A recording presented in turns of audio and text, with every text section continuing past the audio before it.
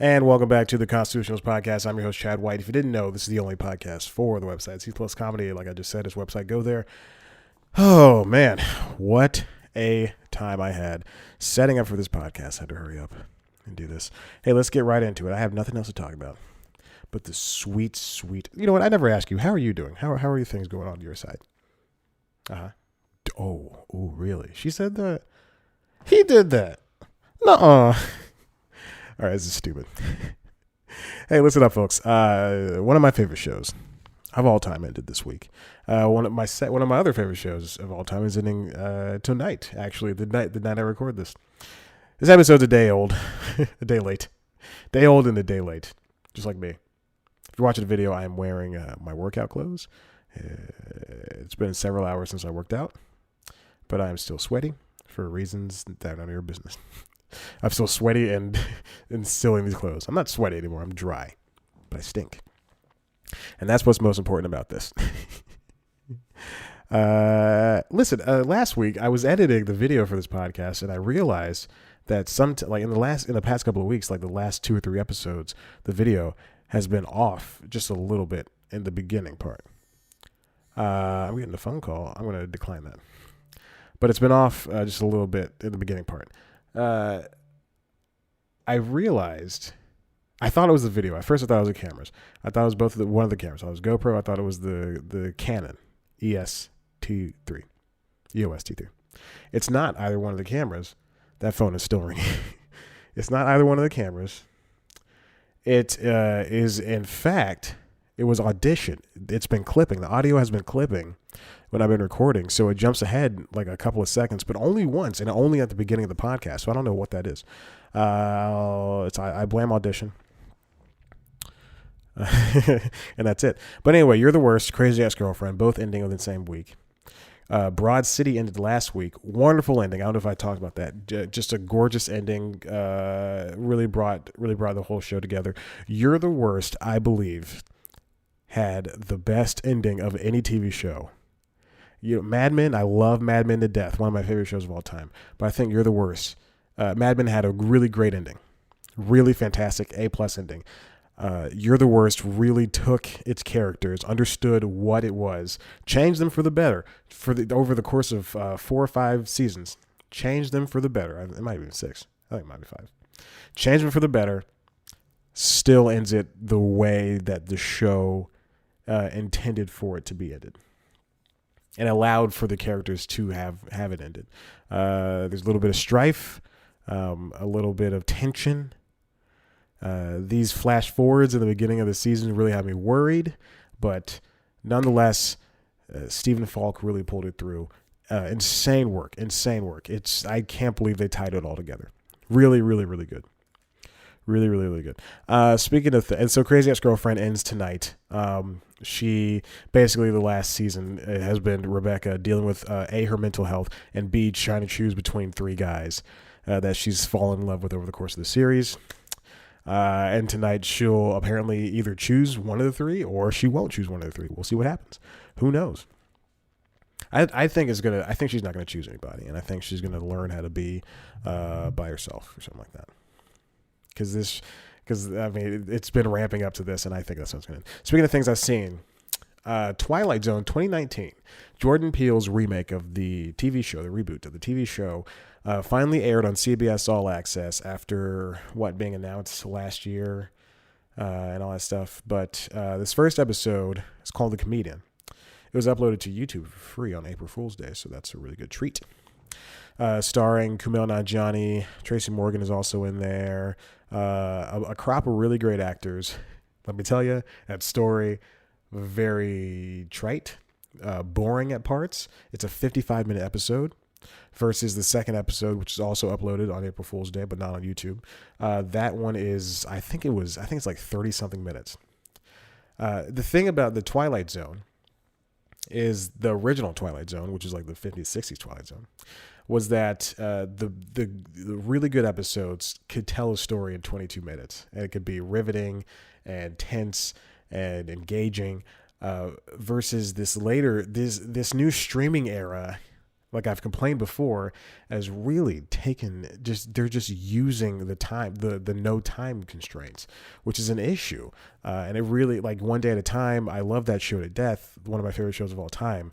But that show really has an issue with going to like 33 minutes per episode, whereas like a sitcom comedy should not be a sitcom comedy should not be title this episode. It should not be half an hour. It should be 20 to maybe even 24 minutes. It should not push into the half an hour range, the 40-minute range. Sometimes you'll watch Unbreakable Kimmy Schmidt and it'll be 39 minutes. It's too long for a comedy for half hour. Now there's hour-long comedies like Crazy Ex-Girlfriend. That's an hour long. What else is a comedy?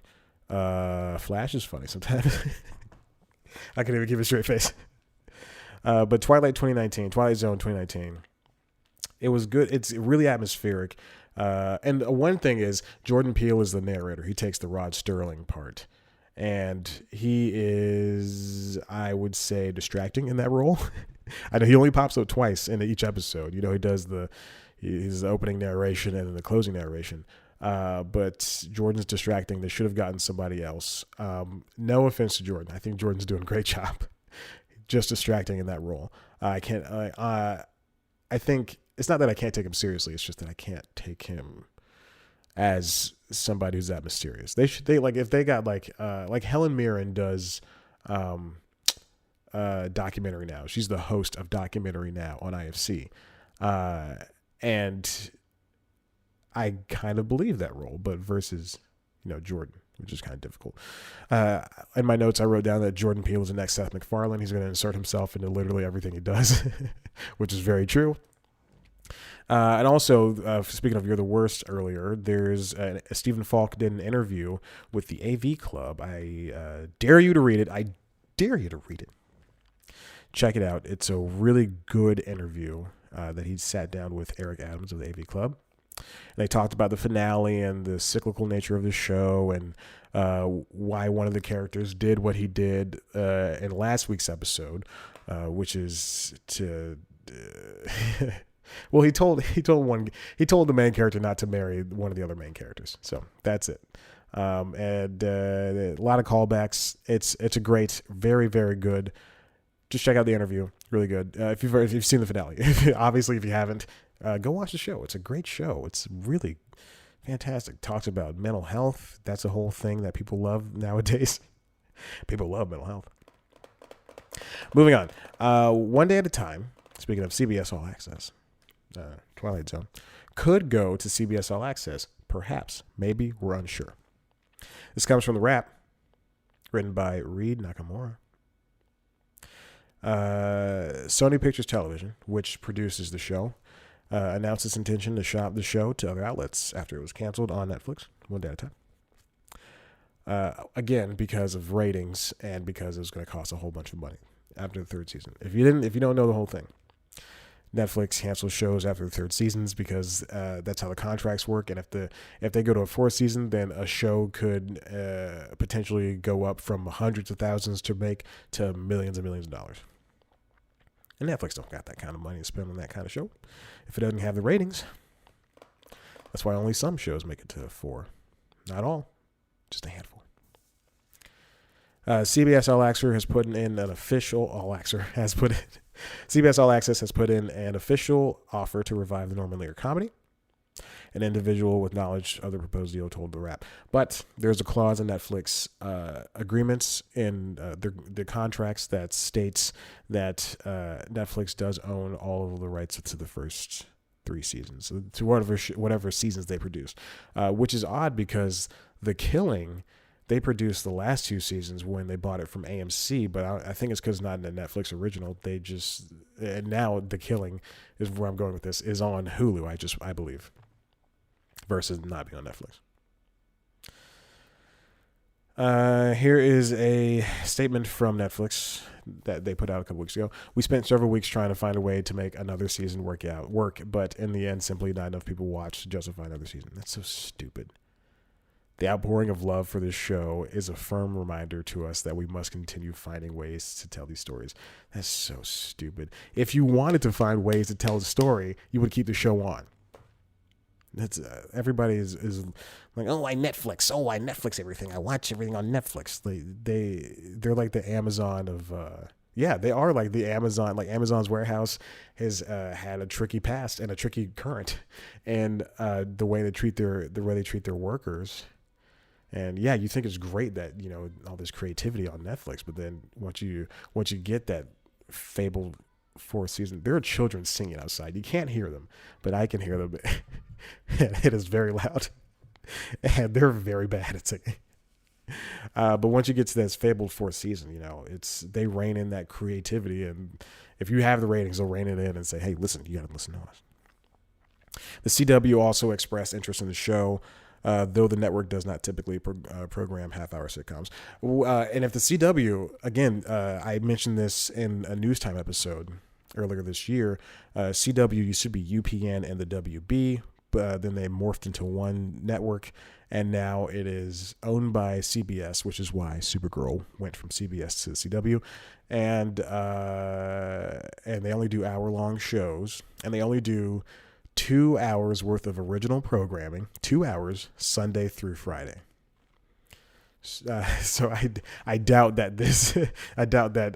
One Day at a Time would have lived. I mean, One Day at a Time could only live. It could not live on broadcast anymore. It has to be on streaming. And I say that because One Day at a Time is such a raunchy show. They talk about, and I mean only because the topics are taboo in today's world. I mean, I'm not gonna say honestly, but if a show talked about this stuff all the time, I'd be happy. I'd be great.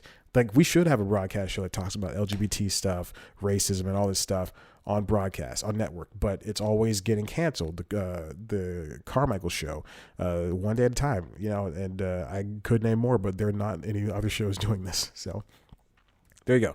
Check it out. Hopefully One Day at a Time lands on CBS All Access. Another thing. Next story. This is from The Verge.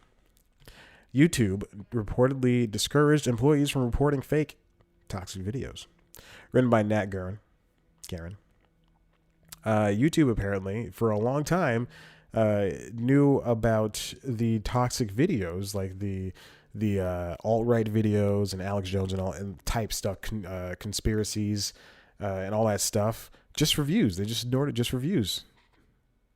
This comes from Bloomberg. According to more than 20 former and current YouTube staffers, employees would offer proposals to curb the spread of videos that contain disturbing extremist content and or conspiracy theories, but leadership was reportedly more interested in boosting engagement than heeding those warnings. One proposal offered a way to keep content that was, quote, close to the line of violating policies on the platform, but remove it from the recommended tab. YouTube, the horn just honked outside. YouTube rejected the suggestion in 2016, a former engineer said, and instead continued to recommend videos regardless of how controversial they were. According to employees, the internal goal was to reach 1 billion hours of views a day. Oh boy, that is damaging. That is damaging. And no one seems to be talking about this. Everybody wants to jump on Facebook for some of the stuff they do, but no one ever wants to get on to any other I usually talk about streaming networks, any other social platform, Snapchat, which is going to be next week's topic for News Time. Snapchat, Instagram's on my Facebook, Snapchat, Twitter, Tinder, all these other social networks, YouTube, they all do some really crazy and I don't want to say out of the box, but disgusting things that no one seems to recognize. And it sucks that people don't realize that. And they don't want to do anything about it. It doesn't make sense. Employees outside the moderation team were also reportedly discouraged from searching YouTube for toxic videos.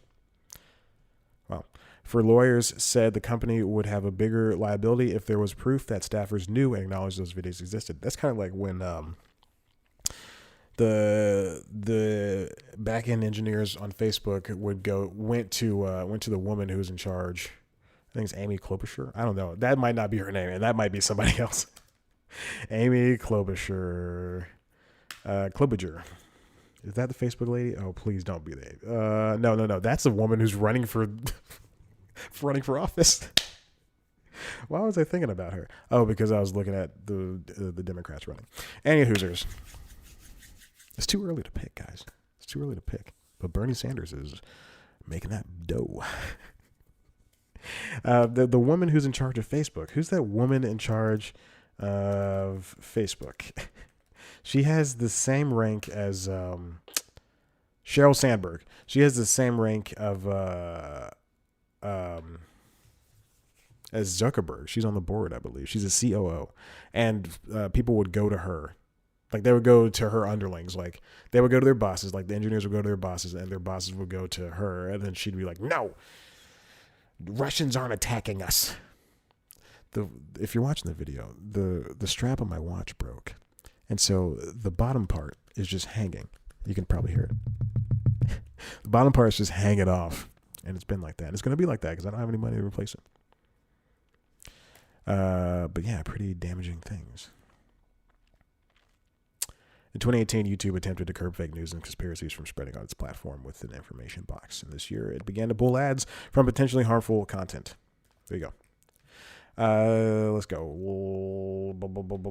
Last thing. You know what? Hold on. Let's do this on that. I want to take a break. It's been 17 minutes. I'll take a break. I come back. I'll talk about other thing I want to talk about. Okay. 2, 1. And we're back to the show that is this, the Constitutionals Podcast. Oh boy. I had to center that camera. The camera over there. If you're not watching the video, you're missing out. You are missing out on seeing this disgusting, sweaty little boy read things from his laptop and continuously touch the mic and like hunch over and lean down. I really gotta fix. I gotta find a way to look at this mic.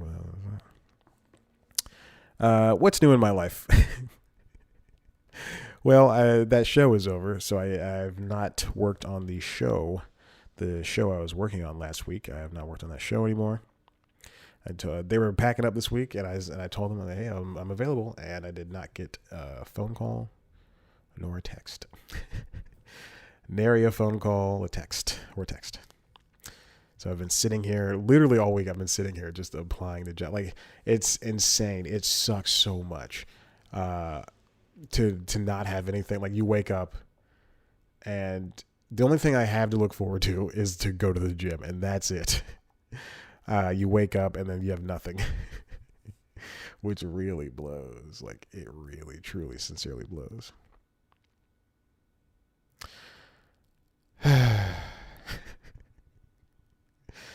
So sad. But I'll figure it out one day. I'll figure it out. Anywho, let's get on to this. I was just going to sit here and be quiet for a second. This comes from Variety. Justice Department warns Academy over potential Oscar rule changes threatening Netflix. Comes from Ted Johnson. The DOJ, the Justice Department, has warned the Academy of Motion Picture Arts and Sciences that potential rule changes limiting the eligibility of Netflix and other streaming services for the Oscars could raise antitrust concerns and violate competition law.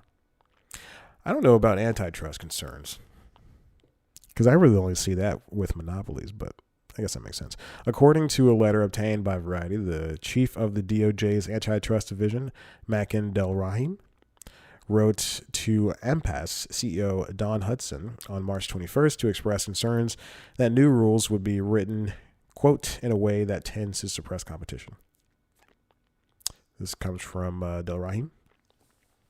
In the event that the Academy, an association that includes multiple competitors in its membership, establishes certain eligibility requirements for the Oscars that eliminate competition without pro-competitive justification, such conduct may raise antitrust concerns. The letter came in response to reports that Steven Spielberg, an Academy Board member, was planning to push for rule changes to Oscars eligibility, restricting movies that debut on Netflix and other streaming services around the same time that they show in theaters.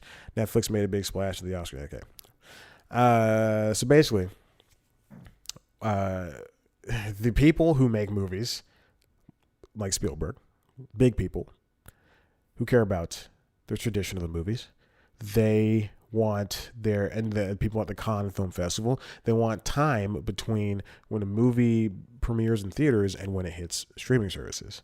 The DOJ says that's rude, it's stupid, we should keep the rules the same. So there you go. There's that. You can read the whole letter if you want. It's not long at all. It's just one page. They uploaded the document. Spielberg concerns over the eligibility of movies. I think I did it the first time on streaming platforms have triggered intense debate in the industry. Netflix responded on Twitter. Yeah, fine. We know about what Netflix said. I don't know. It's kind of a catch-22. You know, you want multiple avenues for movies. You want all these good movies. You want ways to watch them. I'm not saying Spielberg wants this. You want ways to watch them, but then it's you make it difficult for them to compete, which is true, which is fine. Was not fine, which is true. I quite honestly, I don't know where I land on this debate. I would love for streaming movies to appear in theaters before they hit the streaming services for a period of time, but I also get that Amazon, Netflix, and Hulu don't want to spend money. And come on, those are the only three that are doing it.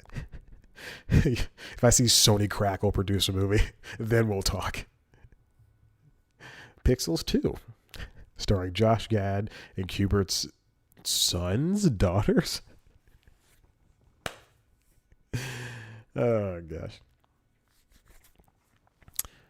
Maybe Netflix should do this.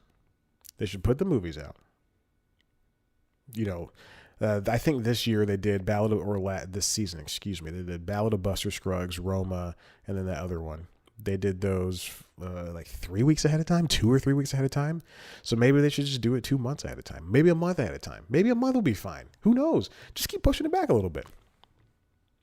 But I get what Spielberg is saying, and it's not because I idolize him, but putting like a movie on Netflix on Friday, November 23rd, and then also in theaters, but in like 70 theaters is kind of cheating the system.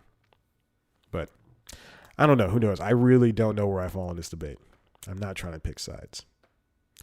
Last thing I want to talk about is this week's news time, actually. And there's a lot of stuff I missed in this week's news time because I wasn't able to pack it in there because it wouldn't fit in. But last week, so here's the problem.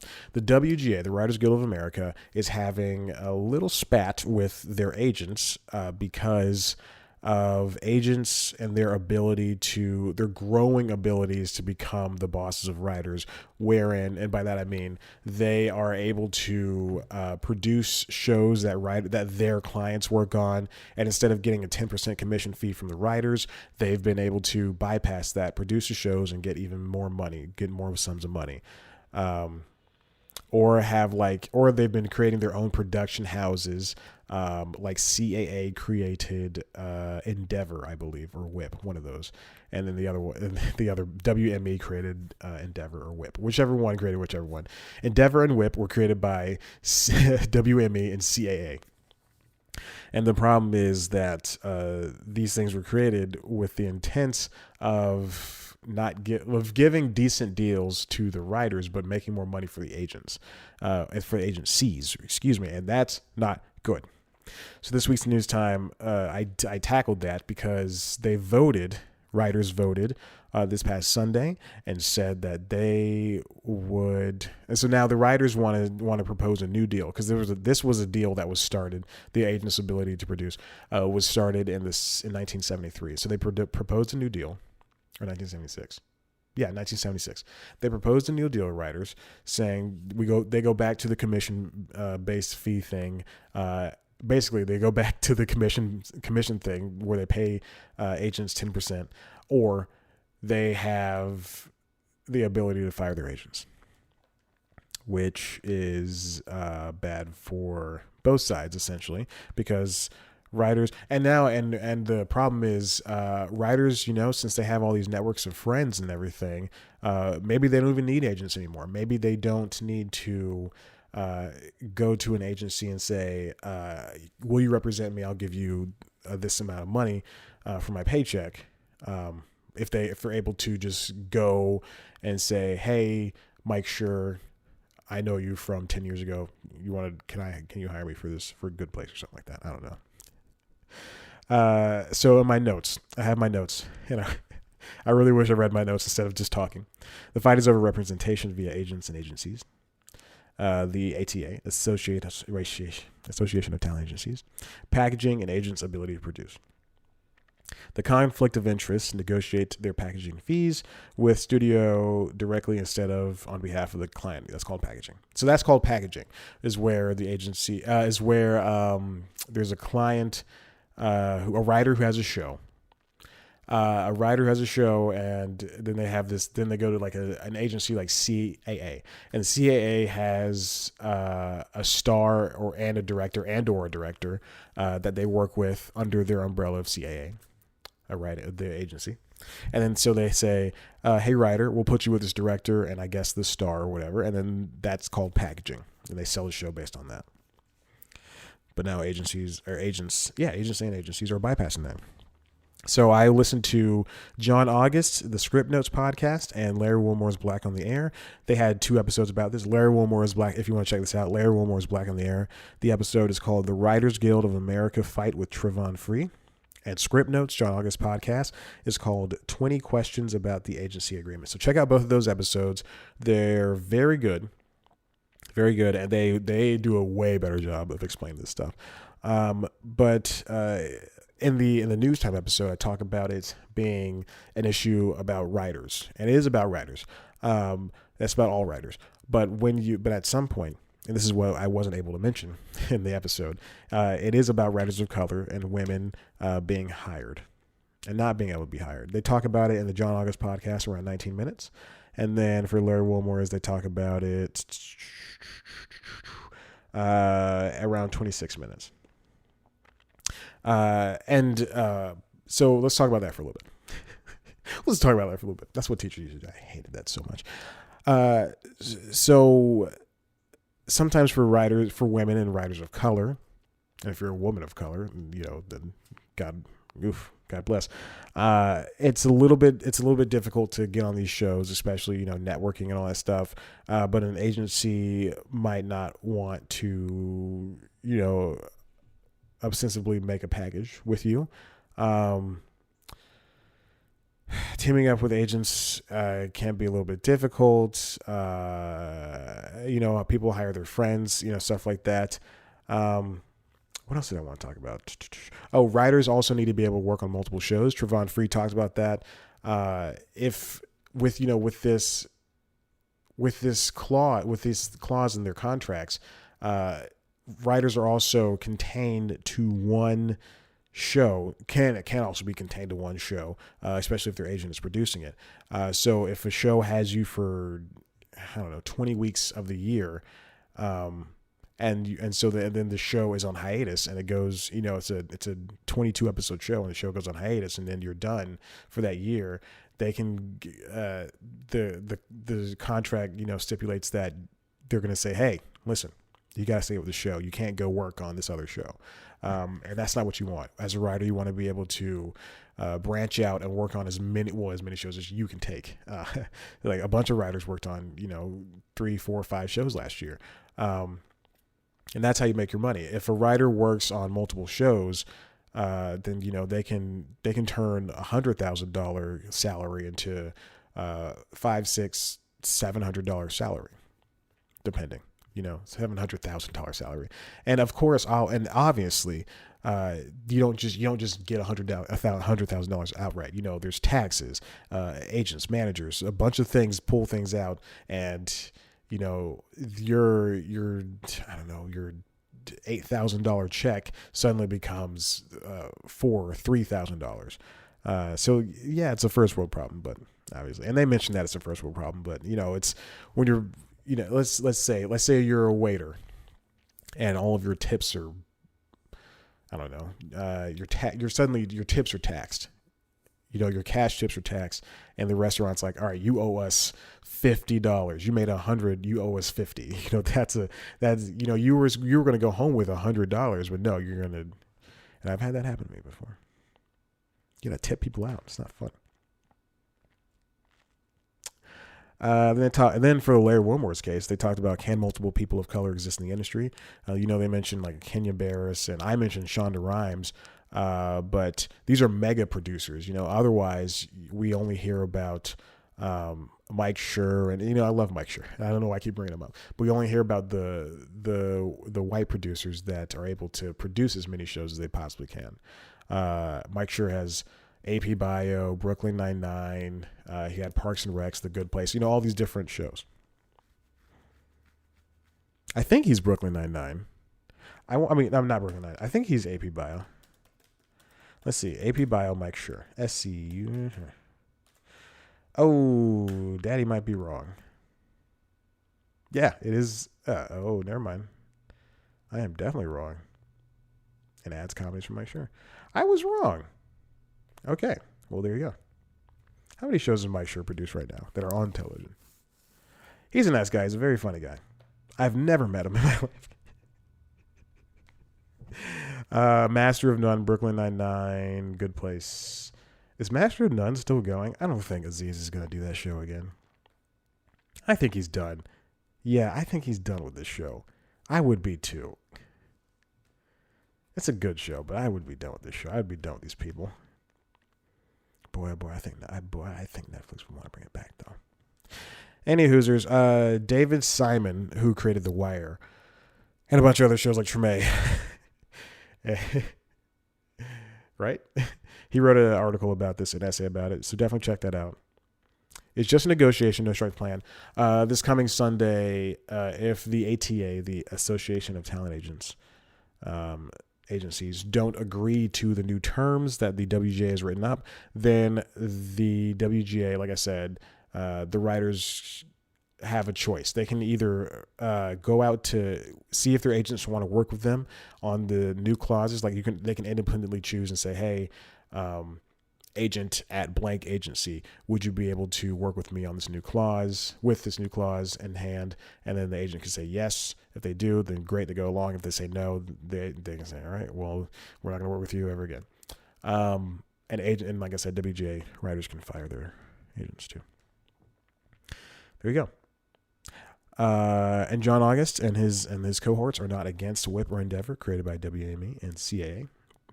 They just shouldn't be. They like them. They just shouldn't be part of agencies. They should be their own arm.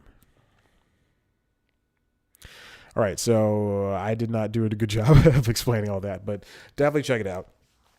Check out News Time. Check out the David Simon article. Check out those podcasts. Really good listens. Really good work. I'm going to take a shower. Hey, listen, if you like what you heard here, why don't you head on over to website, where there's some great things. I don't know, some stuff. Some interviews. Some old interviews. Last one I did was Ron Funches. My plan for February, and I don't know if I mentioned this, was to have one interview a week, and I only managed to get one, which is Ron Funches. Only one person said yes. This is after cold calling, and I was going to talk to 4 black comedians. One person did not respond. Another one, and I think I mentioned this earlier, but I didn't say this person's name. Another one, I reached out to him directly. Crap, I didn't say that. I reached out to him directly, and he said yes. I love the idea of talking to me. He said, "Let me link in my people," and looped in his people, and his people said no. She said, "We're gonna pass," and I was struck. But whatever, you get down, you move on up. So that never happened. And then that person appeared on a podcast this week, and I was like, oh, I could have talked to him. Anyway, Hoosers, check it out. Check out the website. That's where this lives, as well as News Time. You can find a video version of this podcast and News Time on youtube.com/C+comedy. You can see me in all my glory, my sweaty glory today. And News Time, like I said, weekly news show. This week's talking about the packaging that the writers are fighting against the agencies for. It's a great episode. Really, really great episode. I really liked it a lot. The cold open is wonderful for being done at the last possible minute. And I love it so much. And it's so good. Definitely check it out. It's good. I'm going to hang up. Construction's happening outside. I'm very hungry. I got to take a shower. Okay. Thank you so much for listening. I'll see you later. Bye.